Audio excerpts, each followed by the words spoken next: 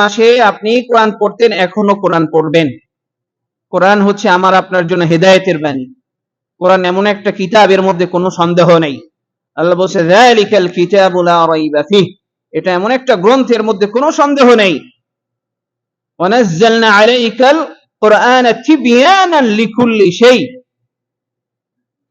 আমি কোরআনের মধ্যে বিস্তারিতভাবে আমি সমস্ত কিছু বলে দিছি। তিবয়ানান লিকুল্লি শাই, আমার আপনার যা দরকার জীবনে চলার জন্য সমস্ত কিছু আপনি কোরআনে পাবেন। কিন্তু কোরআন পড়ে মানে আপনার পড়তে হবে বুঝে। আল্লাহ তাআলা কোরআনে বলেছেন ইন্না হাযাল কুরআনা ইয়াহদি লিল্লাতী হিয়া আকওয়াম, নিশ্চয়ই আপনাকে এই কোরআন যে সবচেয়ে সঠিক পথ যেটা, সেইটাই কোরআন দেখাবে।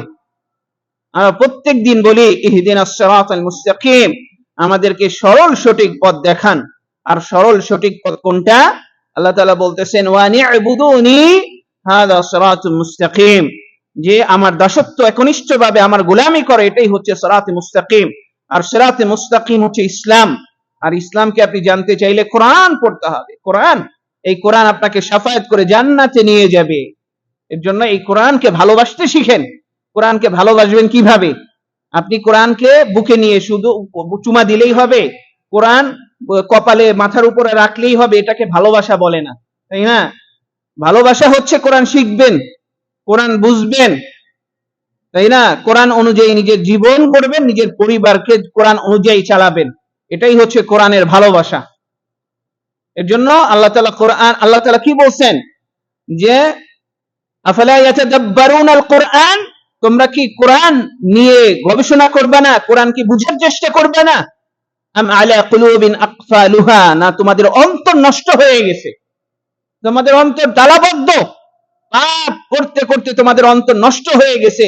এর জন্য তোমরা কোরআনকে ভালোবাসতে পারো না, কোরআন বুঝার চেষ্টা করো না। আল্লাহ রাসূল সাল্লাল্লাহু আলাইহি ওয়াসাল্লাম বলেছে মানুষ যখন পাপ করে তার অন্তরের মধ্যে নুকতাতান সাওদা পড়ে, একটা কালো দাগ পড়ে।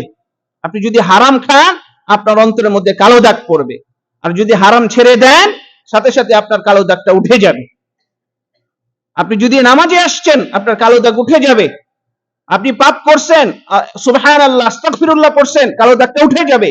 কিন্তু আপনি পাপ করার সাথে সাথে আপনি কন্টিনিউ পাপ করতেই আছেন, তাহলে আর কালো দাগ উঠবে না, বরং খাতামাল্লাহু আলা কুলুবিহিম, আপনার অন্তরের মধ্যে আল্লাহ তাআলা মোহর মেরে দিবে।